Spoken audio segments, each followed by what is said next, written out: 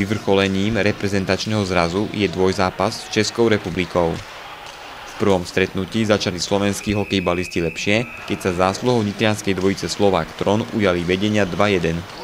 V druhej časti dominovali českí hráči, ktorí otočili vývoj stretnutia na svoju stranu.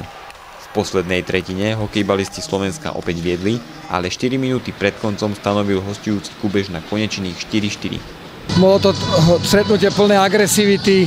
Najprv to bolo trošku z našej strany také zakriknuté, ale v polke prvej tretiny sme sa rozbehli, dokonca sme viedli, trošku sme prespali druhú tretinu.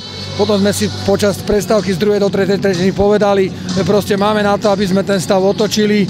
Prinútili sme supera faulovať, hrali sme celkom dobré presilovky, dostali sme sa do vedenia a potom hlúpa chyba, kde nás vo vlastnej presilovke prečíslili 3-1 sa nemôže stávať a proste takéto drobné chyby vlastne rozhodujú o osude stretnutia, čo došlo k vyrovnaniu, ale tak či onak si myslím, že obidve družstvá predvedli výborné výkony a že to bol svetový hokejbal a myslím, že diváci si prišli na svoje a preto mi chcel pozvať aj na zajtra o 10:00 na ďalší zápas. Samozrejme, naše družstvo už bude trošku unavené, lebo tu máme trojdňový tréningový cyklus, ale zase na druhej strane také podmienky budú aj na majstrovstvách sveta a je dôležité, aby hráči vlastne boli pripravené na všetko.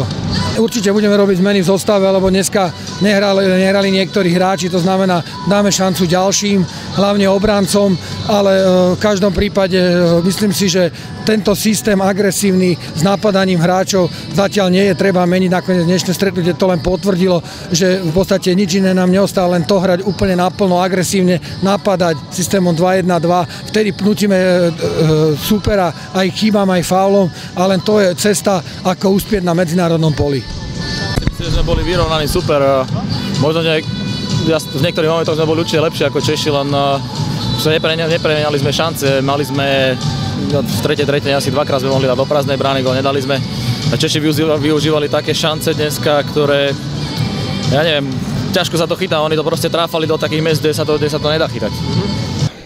Remíza, myslím si, že je asi zaslúžená.